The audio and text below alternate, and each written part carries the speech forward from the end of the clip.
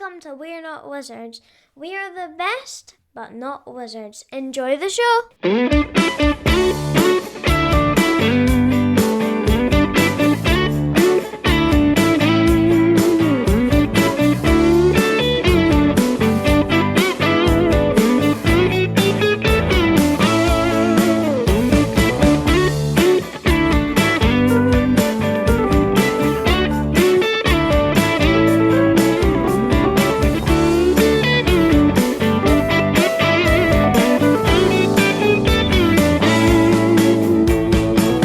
Hello and welcome to another episode of We're Not Wizards. My name's Richard. I'll be your host for March. March is here. It's starting to get a little bit lighter. It's starting to get a little bit brighter. If you're across stateside, then you've already been forced to get out of bed with an hour less sleep because of the clocks changing. And over here, the clocks aren't changing for another couple of weeks. And they just happen to happen the same time that Easter Sunday's happening, which is not good, which means you technically get less time to eat your chocolate, but you do technically get your chocolate a little bit earlier, which is always good. I personally try and hide my chocolate because it's my chocolate, and if I don't hide my chocolate, then certain other members of my family get hold of it. You could say when it comes to chocolate, I often have a no wife rule or even a no girlfriend rule. And I thought I wanted to speak to somebody who maybe was a little bit of an expert in reference to no girlfriend rule. So I am joined by the rather wonderful, rather fantastic Christen Randall, who has got a book out here called The No Girlfriend Rule, which is all about role playing and Dungeons and Dragons and finding yourself and maybe finding somebody else at the same time. So hello, Christen. Hi. How are you? Thanks. I'm doing swell. Thank you so much for having me. I'm excited to chat. This kind of like, because you see this all the time on kind of like the late night shows and stuff like that. Like over here we've got like Jonathan Ross and Graham Norton and stuff like that, where you get the kind of the authors kind of coming on and having to do the tour and having to be like a media darling for a good couple of weeks and kind of be really polite and answer stupid questions, which will be coming from me. Is it a bit of a strange kind of situation at the moment for you? Yes, especially as a person with anxiety, this has been an adventure. Every time that I do something like this, I love doing things like this. Yeah. But every time that I do something like this, my little anxiety goblin pops up and reminds me that I am an anxious person who wrote a book about a kid with anxiety. And so here we are, doing the thing, but still anxious about it. See, I've got this theory that people that always start podcasts, that what happens is after a while, you give them one podcast, and it's almost like Kirsten Dunst's character in the Interview with a Vampire, is that you give them a little taste of podcasting, and then they're just, I would like some more. And then the next thing you know, you bump into them like a year and a half down the line, and they reach into their bag and they hand the card and say, "How are you, darling? You must listen to my podcast," which is now on its like 50th episode. So I think I totally get where you're coming from, because I am, and I found this recently about myself, is I can be quite anxious myself, but the reason I like podcasting is because it's like a controlled environment, so I know where I am in terms of my boundaries, and unless somebody jumps out from behind the curtain or something, then everything's going to be kind of okay. Yeah, now that I'm kind of getting a little more comfortable with like the format of being interviewed, but it feels a little less foreign to be interviewed by people. I'm actually kind of enjoying it, even when those anxious feelings pop up. But it's fun to get to like hang out and talk about books and stuff and new stuff. Especially talk about your own thing as well. Yes, that's always a bit of a kind of a strange thing I find. I think it's like when you're having a general conversation, it's like, what do you think about novel writing? Is it easy or difficult? And you go, yeah. But when somebody says, well, what about your novel and writing it? How did you approach that? And you're like, oh, okay. Suddenly I've forgotten everything I've ever done. Yeah, exactly. Absolutely. Exactly. Let's turn, because what we like to do in We're Not Wizards is we like to have a look at the dungeon sheets of the past, before we look at the GM of the present and the adventures into the future. But as you were growing up, if I... this is going to sound... No. I maybe should rephrase this question while it's in my head right now. But if I sneaked into your room when you were younger, would I have found notebooks with lots and lots of... See, that didn't come out no matter which way I was going to say. Fantasy's non-creepy way. Yes. Like we can just I'll just take on faith that you mean it in a non-creepy way. Yes. When we find notebooks full of like stories and like nerd stuff. Yeah. Yes, absolutely. Right.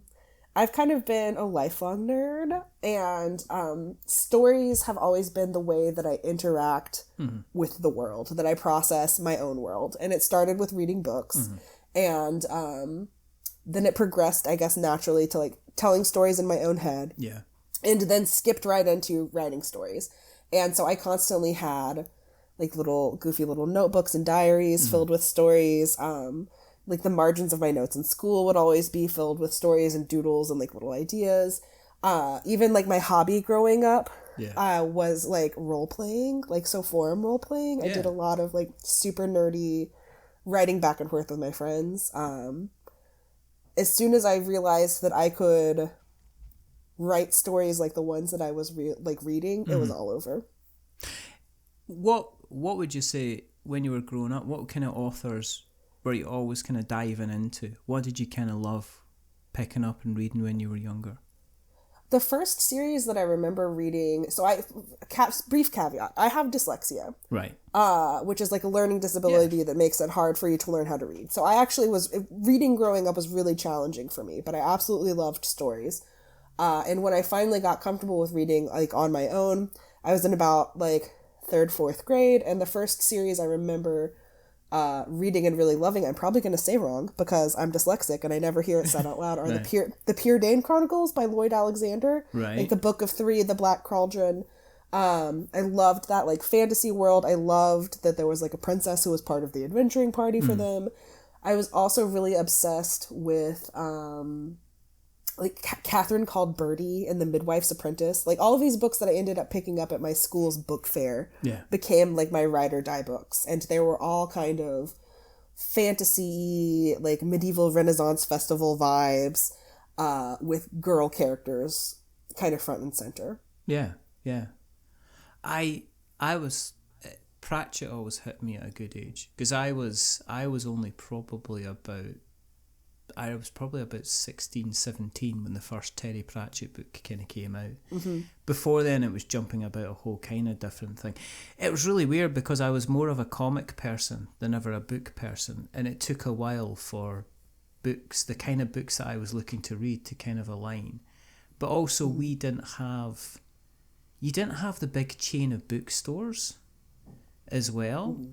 So we had a, like, where I came from, we had like one big huge bookstore, which was called McPherson's, but there wasn't like chains of them. It's not like nowadays where you've got like Barnes and Noble kind of everywhere or Waterstones and everywhere. I was going to say Waterstones, yeah. Very, very kind of selective where the kind of the books were. So I do remember doing an awful lot of reading with the Final Fantasy books, like your Steve Jackson, Ian Livingstone kind of books, and I remember at the time, people going, well, it's kind of not reading, you're kind of gaming at the same time, but it was kind of like that kind of fantasy kind of element, but you were kind of role-playing at the same time, kind of more kind of like in your head.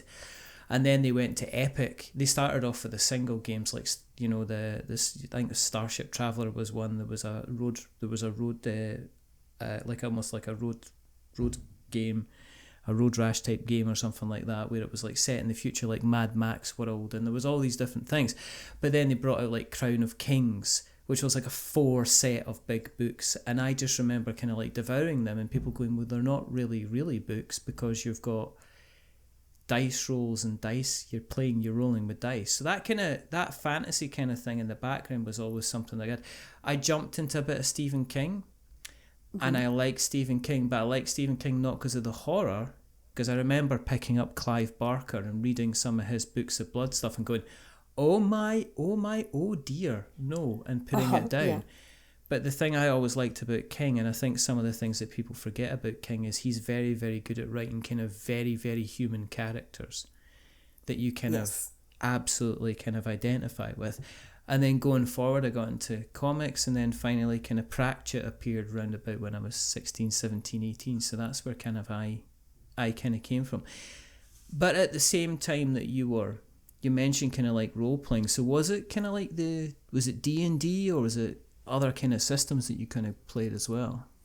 So it's like, even, I think maybe not deeper nerd, but it's definitely a nerdier kind of nerd. The kind of, when I was a kid and into my teens, the kind of role playing that I did before I even found like tabletop role playing was like forum role playing. So it was literally just like full on nerd, like two people on the internet writing stories back and forth to one another. So I would write, my character did this thing and da da da da da, like in this like sandbox world that we were playing, like just full on deep nerd stuff. But that's how I caught my storytelling teeth, because I had to learn how to write really engaging characters that somebody would want to like waste hours of their day writing back and forth with. It's how I cut my writing teeth, because I always wanted to like write a more exciting post, or like really make my writing friends like excited to read what I was writing. But yeah, it's definitely I think even a step nerdier than D&D was even back in the day, because I didn't start playing tabletop until like high school age. Right, okay. Yeah. But when you were doing the writing stuff, was there certain tools, because you mentioned the dyslexia, was there certain tools that you kind of brought in to help you overcome the dyslexia, or was there things that you had to kind of, did you just have to kind of get on with it and kind of learn as best as you could?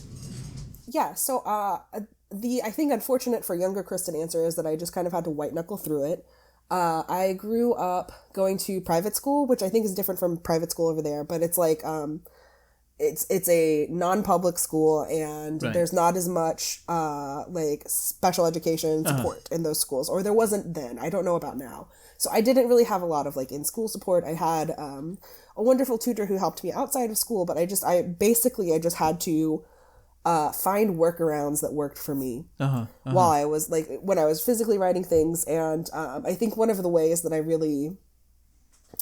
you can't overcome dyslexia. It's just part of my brain. Yeah. But one of the ways that I learned to live with it and to interact with it was probably writing so much, like, just growing up. Did you, I mean, is it, you get different levels of dyslexia. So was it a case that do you find like you're reading over stuff kind of more and more just to double check? Because I guess stuff that you've written, especially if you were doing this kind of like forum kind of adventuring, you're sending it to people and hoping that they get the kind of the context or understand completely what you're getting. So did it take long, because you're writing effectively for a captive audience, were you then checking things kind of more? Were you...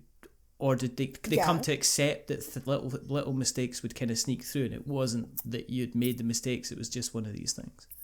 I call them my Christenisms. There's certain things that I'm always just like, I never, even now, and I do this professionally, and I have a wonderful team who helps me, like, there's some typos that I'm just never going to catch, because my brain automatically, like, just on its own flips like letters around a lot, especially when it comes to vowels. Like, there are certain things that I'm just never going to be able to get right, or even notice that I haven't gotten right. But yeah, I mean, it taught me to be careful. I had to learn grammar and stuff as I was doing this. And so it was just like a really nerdy non-school lesson in writing and like using my brain to create fun things. Was there things that you brought in? Did you always have like a kind of a side kind of palette of ideas that you would bring in regularly? Did you say, I'd like to introduce this, I'd like to introduce that, and did you bring it in? Or was a lot of it, are you the type of person that I could say, okay, we're going to be doing this, and you could come up with like 15 ideas, just one after another? Or are you more of a planner? I'm a little bit of both of those, right. I guess. I love, the way that I wrote then and the way that I write now is I start with characters. I care about writing good characters that people connect with. I care about writing characters that people feel seen by. And that I just really enjoy writing. So I always start with characters, and I'm like, okay, this is the character that I have. This is the story I think that they need to tell. And then within the parameters of the greater story that we were telling, I would like roll with the ideas. And I think I'm pretty good at generating a whole bunch of ideas. Sometimes I think to my team's dismay in publishing, because I'm the kind of person who's like, oh, you want ideas? Here's about 50 of them. Yeah. Sorry, like I throw every piece of spaghetti at the wall and see which ones stick. But yeah, I think I'm a little bit of both, and I think that carries over now too. As just I'm very much an ideas person. I think to get to a level where I can do this professionally now, I've had to kind of become a planner. Like I've had to kind of build the infrastructure for myself to be able to do that, because that is, I don't think, very naturally how my brain works, but it's how I'm able to do what I do now. So when you were at school, did you then? What was your education then? Did you stay all the way through high school? Did you then go to college? I mean, what was your your path from there? Yeah. So I went to, I just went through elementary, middle, high school. I was one of those, I was a gifted kid.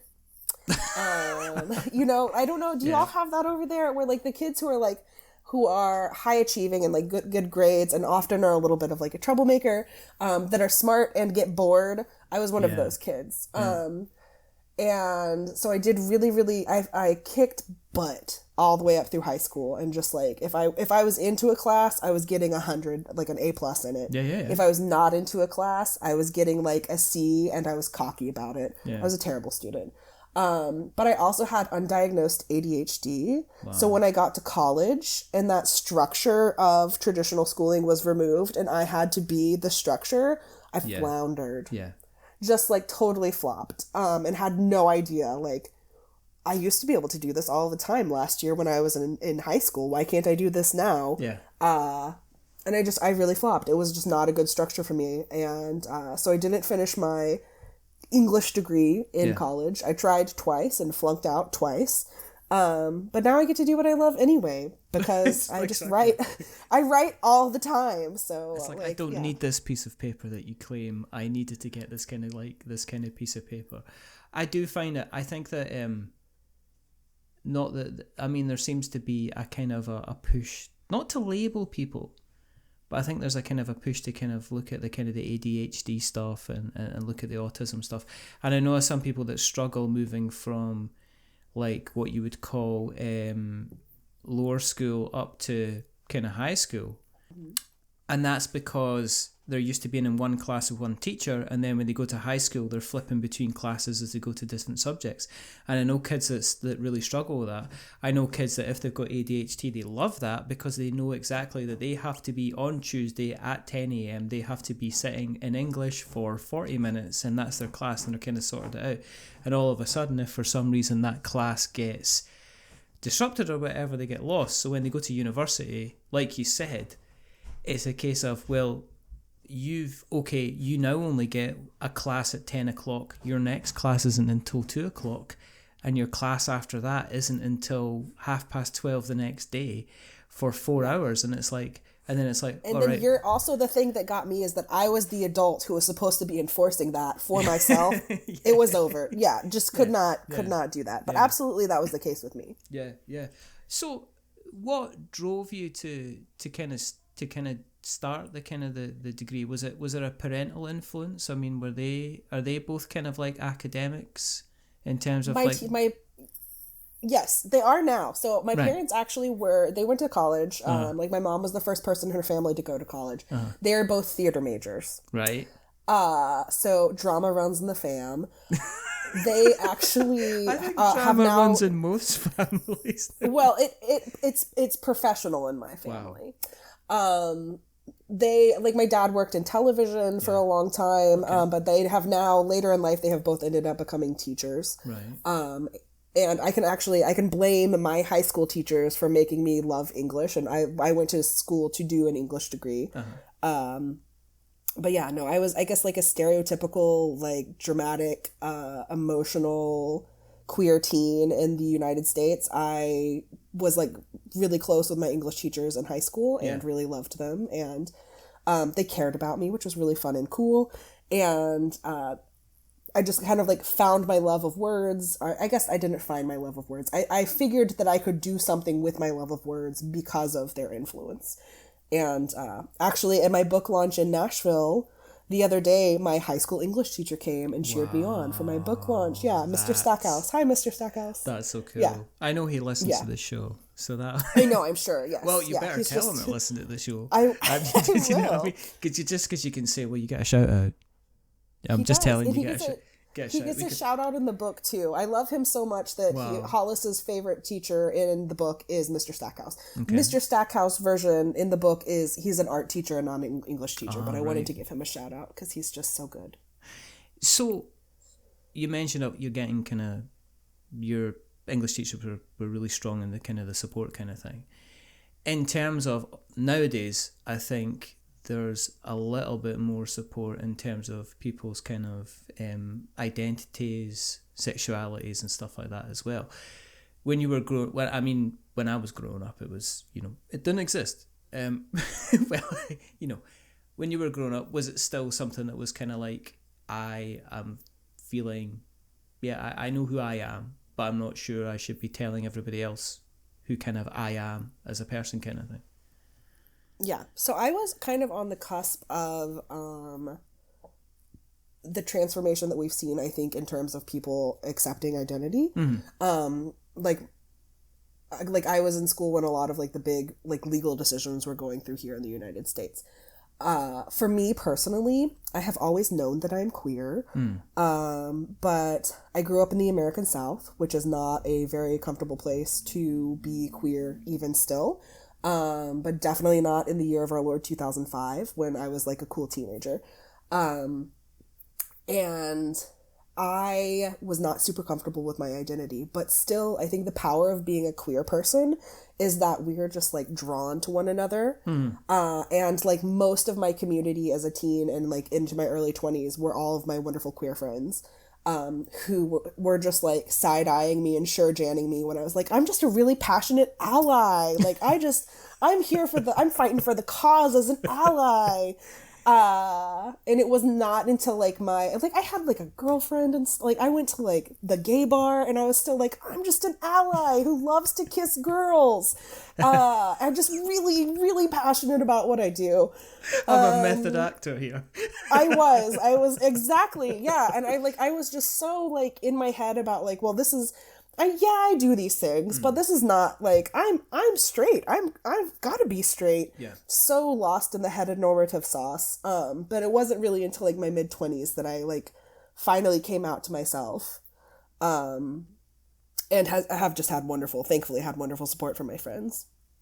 I think that's a big thing, isn't it? I think it's really funny because there's kind of like a big there's obviously the big huge backlashes as people naturally want to be scared and desire some kind of enemy that's, when it's obvious what's causing everything to not be great, and they decide to invent some kind of enemy that's causing it to not be great, and America seems to be kind of hating on everything except the actual things that it probably should kind of hate, which is kind of weird, and I see it kind of going backwards instead of just normalize, because normally what happens is there's usually a big leap and folk go, this is now accepted, and it's like, okay, cool, and then everything kind of stabilizes and normalizes on like I was going to straight line, wrong saying, but you know what I mean, and then there's the next big jump, but it seems to be the case that people are like going, no, we like it back here when we could make our little jokes and stuff like that and everything was cool, and we're not happy to kind of go up to the next level, and America seems to be going, but I see they're trying to do this over here in the UK as well. There seems to be a bit of a push, and I'm not sure who it's for or what it's going to achieve and stuff like that, and it generally kind of confuses me, Same. I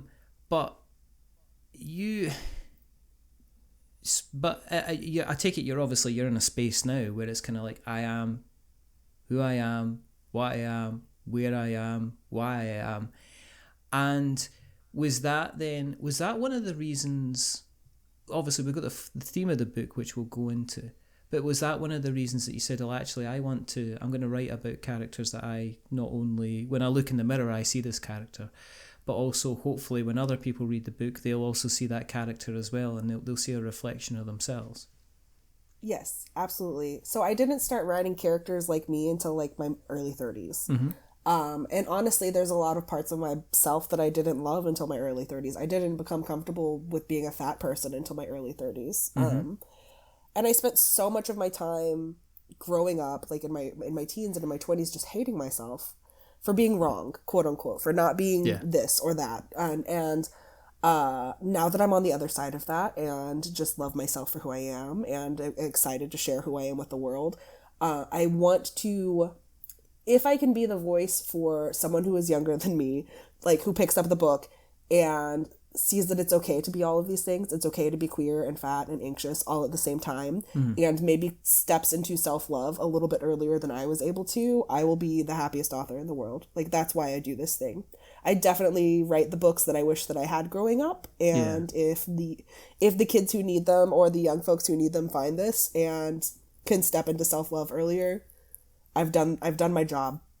Yeah, I mean that's what I mean. It's everybody's got a kind of a message or a story they kind of want to tell, and sometimes it's not, when you're putting something out there for other people to read, you don't always realize if it's going to resonate with anyone at all. But sometimes if it resonates with just one person, then it's like, okay, I've done my job. If it makes somebody feel better about themselves, or kind of like go, oh, this is actually fine, or this is cool, or okay, so it is shitty just now, but it is going to kind of get better then, and kind of help them on their way. And I think that's another thing about kind of mainstream media. I find there's a bit of people kind of going, well, I don't like this because I don't like this new bit of media that's out there because it's not written with me in mind. And it's like, yeah, I know, but that's because you're just not the be all and end all nowadays. And there seems to be a bit of a backlash about that.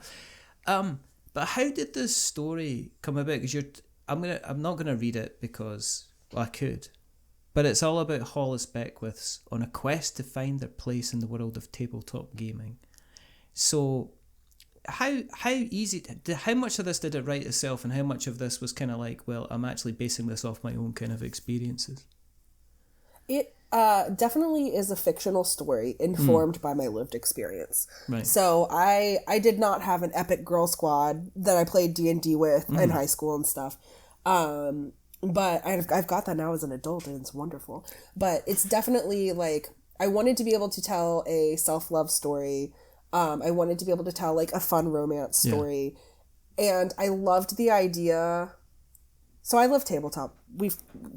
I feel like we've established it. I love tabletop role playing.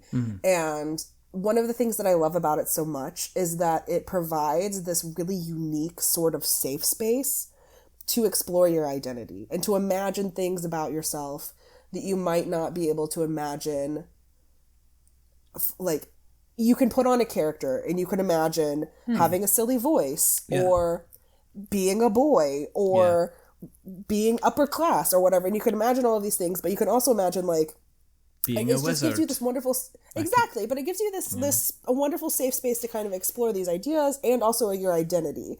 And I loved the idea of using a tabletop role-playing game as a vehicle for that, because role-playing has kind of been the heart of the story of finding out who you are with the aid of role-playing has definitely been something that has happened to me in my life.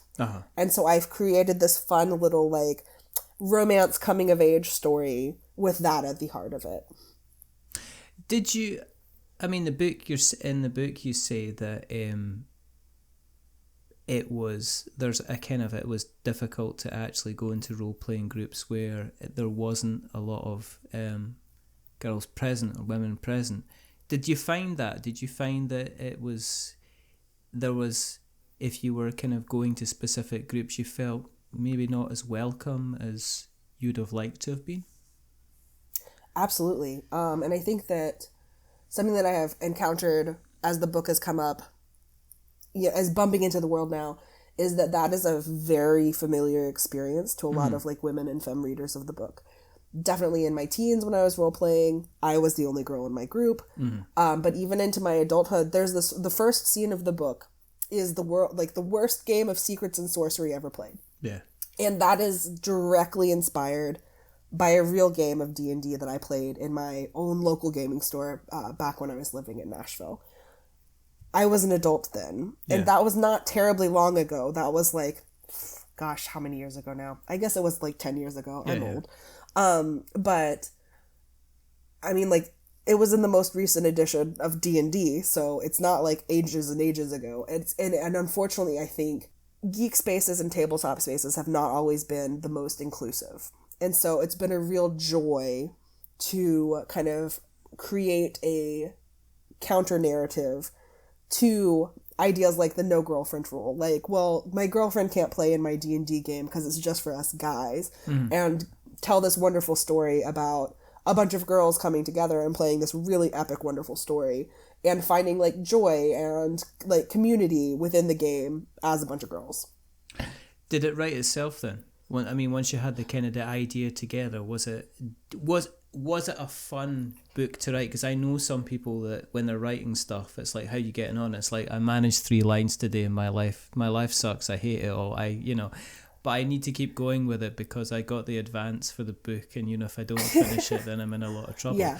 But was it a kind of a like, and I remember this and I remember that? So was it almost a bit cathartic to kind of write it, to get it kind of out there and down?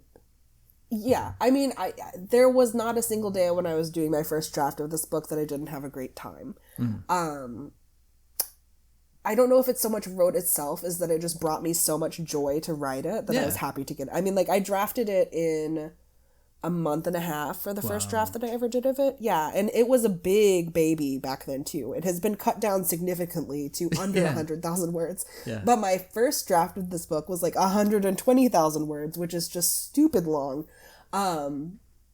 And it really did just kind of like come out of me. Because I've been wanting to tell a story like this for a long time, but I wasn't brave enough. Because there's definitely, while the story is fun and joyful, some of the emotional beats were really hard to get out. Like having to really examine some of Hollis's story, and especially some of the experiences we share, like being a fat person, being an anxious person. Some of that was very challenging to put on the page. But overall, it was just, I had the best time writing this book. Was there parts when you were reflecting on yourself that you were kind of like, you had to stop for a second and it kind of brought back memories and stuff that maybe weren't the most pleasant memories to have as well? Yeah, I mean, I think the way that I write is I create fictional stories based on experiences that I've had, or not even based on, inspired by it. I stitch little things together. Yeah. So definitely when I was going through, there's a couple of emotional beats that are spoilers that I can't say for folks that haven't read the book yet. Okay. That were so hard to write. That I had to like go, so like the way that I deal with things, the way that I noodle things out when I get really stuck is I go on these like big long walks. Yeah. So there's one really hard scene towards the end of the book that I had to go on many, many big long walks about to get out. Like I just walking through the neighborhood, listening to like the playlist that I had for this book and like crying in public. Definitely there were several of those. But yeah, no, of course, the way that I write characters, I write people, and so of course it's emotional work to get the hard bits out.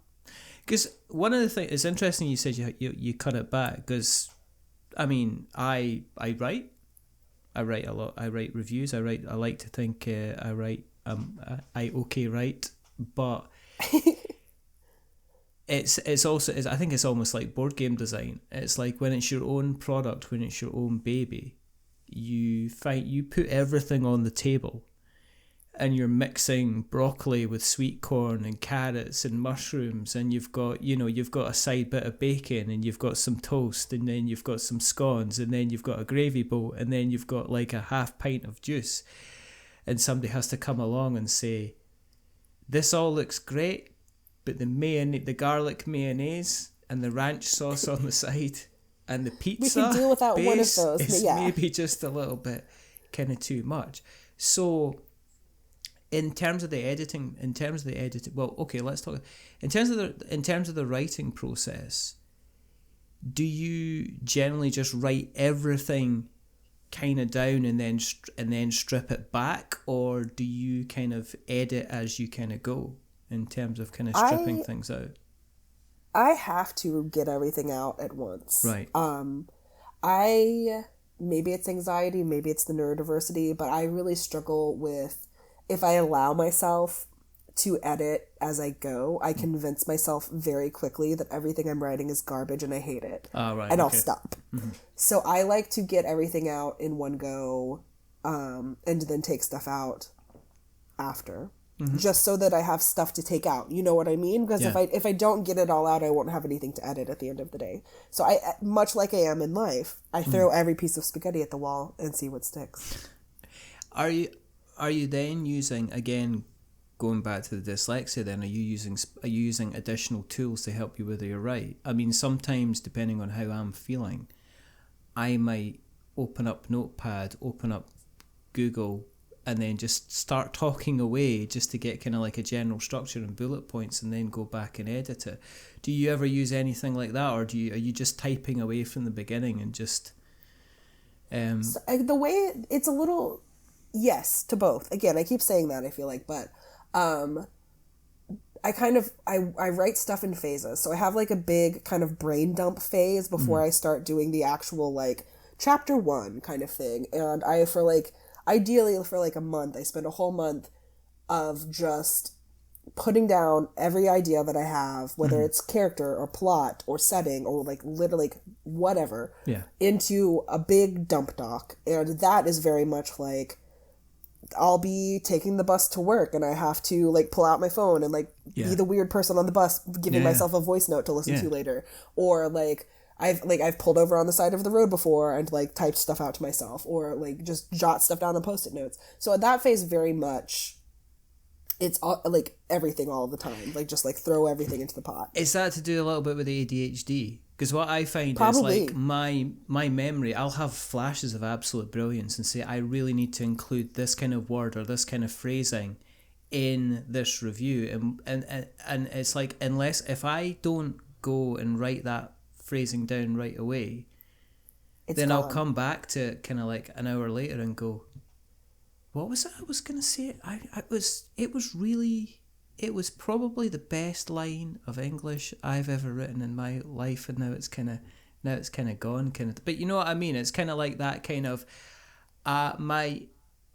it's not even short-term memory loss. It's almost a case of, here's an idea, it's like a firework, and unless you grab it or look at it right again, you turn away and it's kind of gone and it's kind of faded. Absolutely that.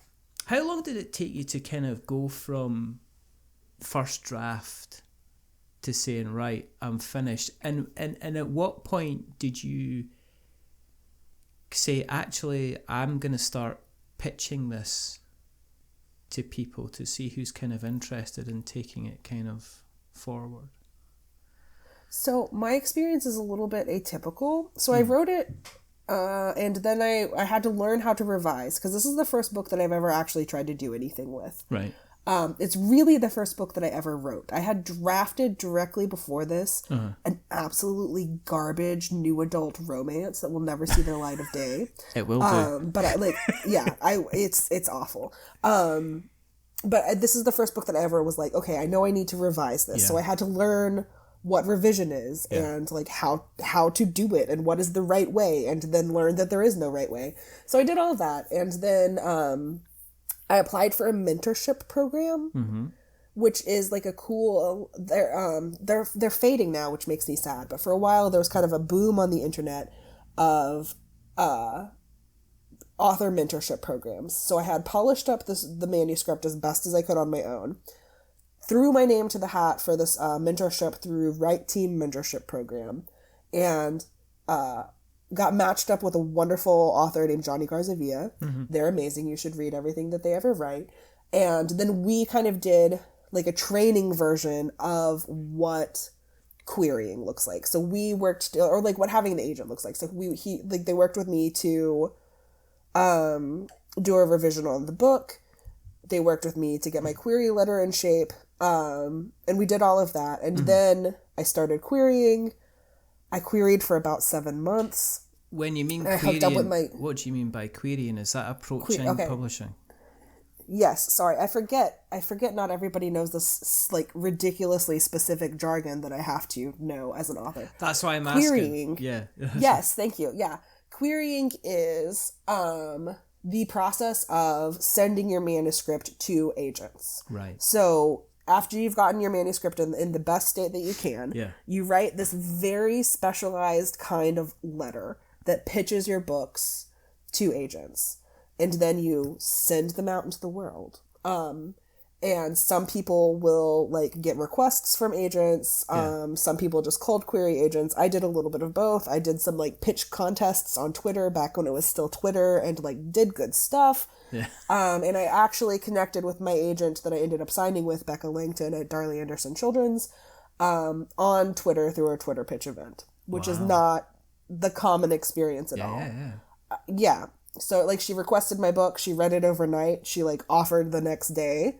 And it kicked off this flurry of like, it felt very like super nerdy spy novel vibes, because I was like on the fly, I was notifying everybody who had the book like, oh, I've got an offer of representation, and like emailing back and forth and like getting all of these requests and stuff. It was a very cool moment. I ended up getting 2 other offers of representation, but I signed with Becca because she's amazing.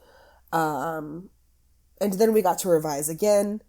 And so I revised it with Becca the same way that I had with Johnny. And then we sent it out on submission, which is the fancy publishing term for your agent sending the book to editors at publishing houses. And then we got an offer, which is wonderful. And I think all told, between the time that I started drafting the book in April of 2020, and I got my book deal in July of 2022. Wow. So like a year and a half-ish. Right? Is the mathing? Is that not pretty quick? That's like 2. Yeah, it is really, really quick. The longest part for me was being in the querying trenches. Querying is so hard, and it's only getting more difficult. So mad love out there to my author pals in the query trenches. But yeah, it has been kind of like this unexpected, like, I feel like a unicorn sometimes. Because there are people who spend like years and years and years and years doing this. There are, of course, people who like do the whole process in a couple of months. But like at every phase of this for me, it has just kind of, I have been very lucky to connect with the people that I need to connect with. Was it luck or was it fate? Because a little bit of both. Because I see people talking about, I even say, oh, I'm lucky because I get to speak to certain people. Mm-hmm. But then it's like, well, you don't realize all the conversations that I have where I haven't spoken to people, or something's gone wrong, or it's kind of mucked up or something like that as well. And I find that, was there a sense of validation from your side when getting signed with a literary agent, first of all, try and say that 3 times fast, and then actually getting the publishing deal? Was it like almost like a Star Wars Return of the Jedi Admiral Akbar sitting back when the Death Star kind of blew up, kind of going, that'll do. That was good. So like, yes, absolutely. This is honestly, like, I've always known that I wanted to be an author, but I never even had the audacity to think that I could maybe do this until I started doing it. So yes, like, it's absolutely a validation of like dream come true kind of moment. Yeah. It is also so strange. Like, as you're growing up, people are like, follow your dreams, chase your dreams. And then when they start coming true, there's kind of this moment of like, okay, now what? Like, I've worked and worked and worked towards this goal. And then like, okay, like now check. Yeah. Like, what comes after the check mark?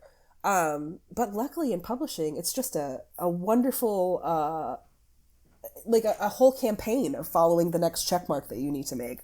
So yeah, you just keep going and you celebrate the victories when you get them, and then you write the next book. And are they asking about the next book, or have you already planned the kind of the next book? Because one of the things I noticed for a while, and I think it was born out of It was born out of the Harry Potter series and Eragon, and I mean, anyone like that. Is all of a sudden people were looking for, yeah, we don't just want one book from you, we want a kind of entire series of books from you. So when you sat down and then when it got published, were they kind of saying, so what have you got next? What other irons have you got sitting in the fire? Where's your second, third, fifth, 19th Yes. manuscript kind of thing? Yeah. So, yes, when I got my book deal, it was for a 2-book deal. Yeah. So I already have another book under contract with my publisher in the US and my publisher in the UK, which is really, really great. Yeah. Yes. We have kind of, in publishing in general, I think we're kind of moving away from the, like, we want a bazillion book series. Yeah. And especially, I write YA contemporary, so, like, standalones are kind of, like, the thing. So the next book that I have is not in the same, it's not a continuation of Hollis's story. It is in sort of the same version of Covington where Hollis lives, if that makes sense. Yeah, So no, it's like, absolutely. No, I mean, as I Yeah. say, alluding back to Stephen King, I mean, he talks about Maine and Bangor and Maine and stuff Yes. like that. All, you know, he talks about Derry and on all these different places, and he cross-references characters and something like that. So I think, you know, it's cool to see if you're doing a second book, if it's set in the same world, you're setting that same boundary, and it allows you to kind of go wherever you want with that particular kind of character set if you want, you know. Yeah. And I can't talk too much about it yet because it's still secret. I'm doing my secret fingers. In an audio podcast. In my audio, let's use our imagination. Let's just wiggly jazz fingers. Those are my secret fingers. So it's still secret. But I'm really excited about it. There may or may not be like a cameo from one of the characters from the No Girlfriend So you're already Rule. spoiling it. That little bit, yeah. But I'm really excited. It's another queer young adult romance, and this one has on purpose neurodivergent characters. So I'm really excited about it. Is it kind of cool? I mean, are you looking for? And I discovered this recently about was it Reese Witherspoon? What they generally used to do is, like, they would cover kind of books on their podcast, and then they would get the rights for the books, and then they would turn them into kind of films. So are you kind of I would love that. I think that the No Girlfriend Rule would make a great, like, little series on Netflix or Amazon. Don't you? Just like, because each game could be its own little episode. Like, I think it would be really great. Reese, give me a call. I think you've got. She's from Nashville. I'm from Nashville. I think you've got Secrets and Sorcery, kind of like you've got the kind of like the standalone kind of adventure kind of thing, because that's a big space. I think it's really strange because Dungeons and Dragons. Well, you know, talking about Dungeons and Dragons anyway, there's a lot of people that love Dungeons and Dragons, but there's an awful lot of people that are always looking for little branches of stuff that's different, stuff that kind of maybe plays the same but also kind of plays different as well, because they want to play their kind of story. So there is obviously the option, the option to be able to kind of do that.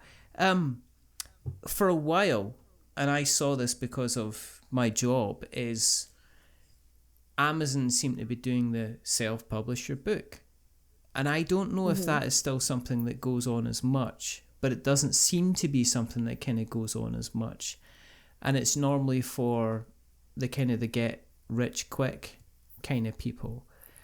I do not know anything about self-publishing at all. I have had to learn traditional publishing, and I do not know anything about self-publishing. It's kind of, tying it back to the kind of like the tabletop space, there are some people who go through the crowdfunding route where they'll basically source and they'll manufacture the game themselves. And then there's some, you could say, designer developers that they'll approach companies and pitch to them to kind of get the book kind of picked up. I guess you being in the situation where you are and you claiming to be kind of lucky and everybody else knowing that's not the case, is there tips that you would give to people, kind of, because I don't want to, because there's that old thing, where'd you get your ideas from? It's like, I don't know, I just, I wake up at 3 o'clock in the morning screaming into the night and write down the first thing I saw. But is there tips that you would give to people who are sitting there going, well, that's fine, but they sound like they've got a kind of a good work ethic, or they sound like they had the right person at the right time, or when Twitter wasn't a cesspit, that could have happened to me, kind of thing. But is there kind of tips that you would give people who are sitting there going, I'm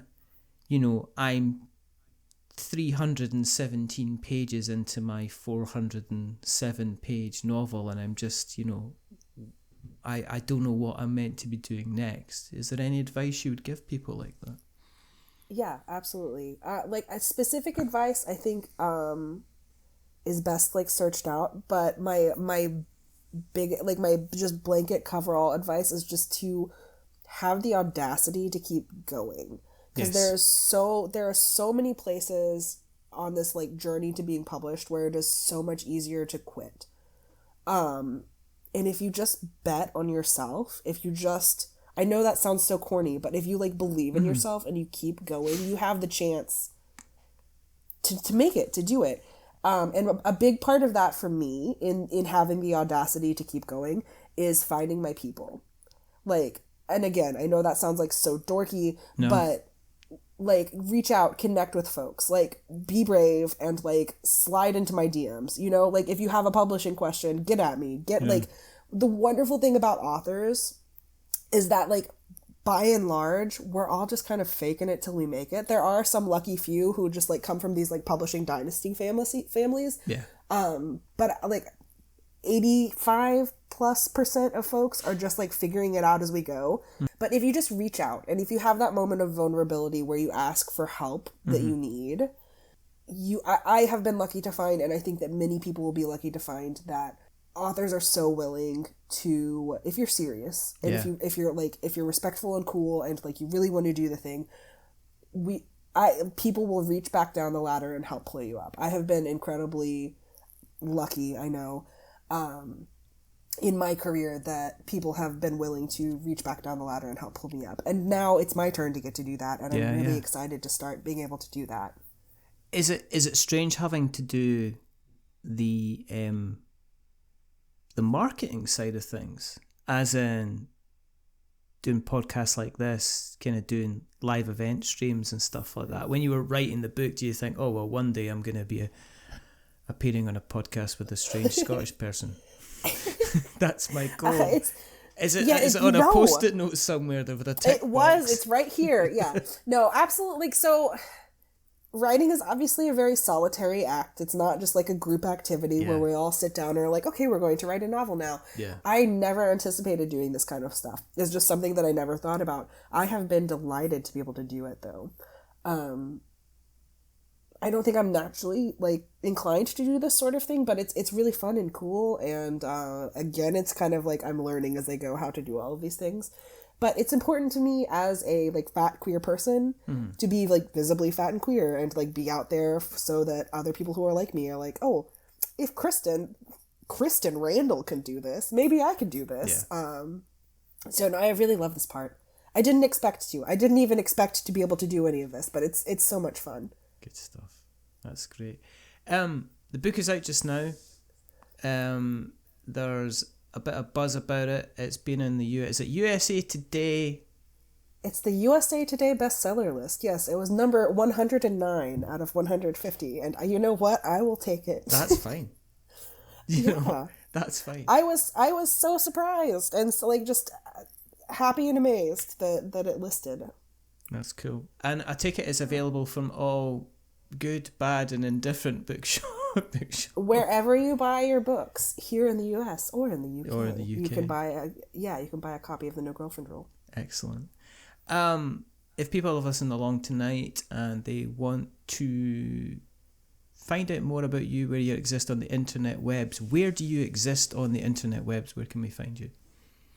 On the internet webs, you can find me at my website, which is bychristenrandall.com, and on most social media, but most actively on what used to be Twitter, Instagram, and TikTok, as long as we still have it, at bycrandall. Oh yeah, you've got a bill going on at the moment to decide whether or not they're literally actually going to that's kick just it like out. that's interesting. I don't think book talk is going to go gentle into that good night, honestly, but we'll see what happens. I think there'll be burning of senators if that happens. But it's gonna be a mess. We will, of course, make sure that we put all of those links in the show notes so that we've got notes to show. If you want to keep an eye on what we're up to, then go to the internet webs and search for We're Not Wizards, and you'll find us in all the different places, worn out bright and early for the daily races on just everywhere. Search for We're Not Wizards, you'll find us. If you want to read what we've written, probably not in such a good way as Kristen's done, you can go to we'renotwizards.co.uk, and if you want to listen to other previous podcasts, you can go to we'renotwizards.com. And if you like what you've listened to, please go to your podcast catcher of choice and give us a rating or a review. And as we say, if you are going to be giving us a rating or review, don't give us 10 stars because it makes me big-headed, but don't give us 1 star because it makes us cry.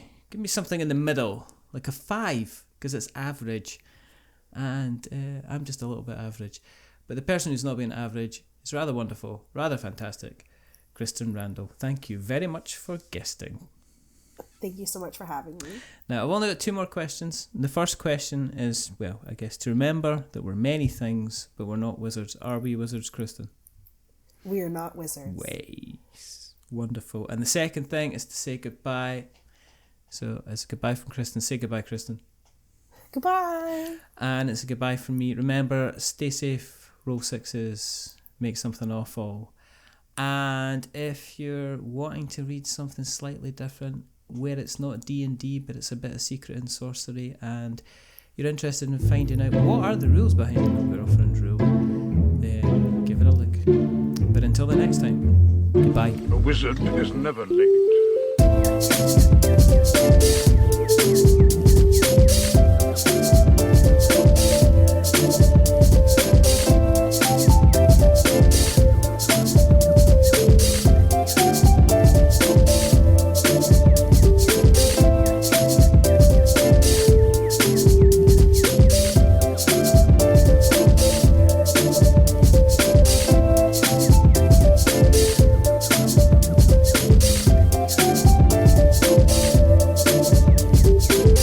Nor is he early. He arrives precisely when he means to.